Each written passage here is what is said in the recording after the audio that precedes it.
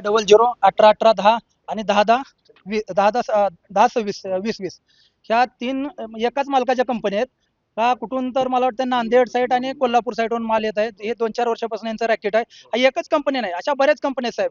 हे 4 ते 5 वर्षापासून शेतकऱ्यावर ही अन्याय आणि असले डुप्लिकेट बोगस खतं घालून हे शेतकऱ्यावर अन्याय करत आहेत. पण हा आम्ही प्रत्येक वेळेस हे गाड्या पकडत, गेल्या वेळेची 2 गाड्या पकडल्या, आमच्यावर जीवघेणी हल्ले झाले. त्याच्यातनं आम्ही वाचलो दोघं, सूरज बाचाटे आणि सतीश बनसोडे वाचले.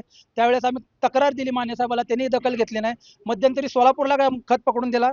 त्यावेळेस त्यांनी लॅब घेतला, एक बोरामणीला आणि एक सोलापूरमध्ये महाशक्ती नावाचा एक खत होता. त्यांनी सॅम्पल घेऊन त्यांच्यावर आम्ही कारवाई करा म्हणून बसलो. पण ते म्हणतात दिल्लीला रिपोर्ट यायला पाहिजे, सोलापूरचा पुण्याचा रिपोर्ट आणून दिला.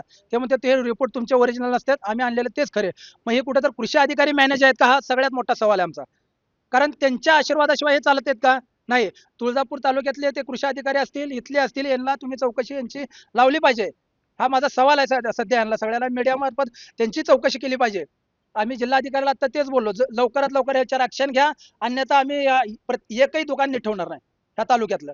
कारण हा शेतकऱ्यावर अन्याय नको आहे आम्हाला. तुम्हाला दुकानदारांनी विचारल्यानंतर दुकानदारांनी काय उत्तर दिलं होतं की सील होणार नाही किंवा कोणतीही हा, कारवाई दुकानदार म्हणतो तुम्हाला जे करायचं ते करा, असे ले गेले आले, आम्ही यांना गुमानत नाही, अशावर आमच्यावर धमकी येतात त्यांच्या. ठीक आहे, मग आता असे कित्येक येऊन गेले ना, असे आम्ही कितींदा सुटलो असं आमच्यावर हे करतात ते. खरेदी केलं, पकडलं काय ह्याच्यासाठी? डायरेक्ट आम्ही पैसे देऊन खरेदी केलं साहेब याला. ह्याच्यासाठी 5 लाखापर्यंत आम्ही किंमत त्यांना मोजले, 50,000 त्यांना ऍडव्हान्स दिले, 5 लाख कॅश दिले त्यांना आम्ही. एवढं कशासाठी घेतलं हा? होतं? आम्ही पकडण्यासाठी घेतलं साहेब. आम्ही क्लिअर सांगतो, यांना पकडायचंच होतं आम्हाला. त्यासाठी आम्ही सगळ्या शेतकऱ्यांनी जमा करून पैसे आम्ही हात घेतलं, कारण असं सापडत नव्हते आम्हाला.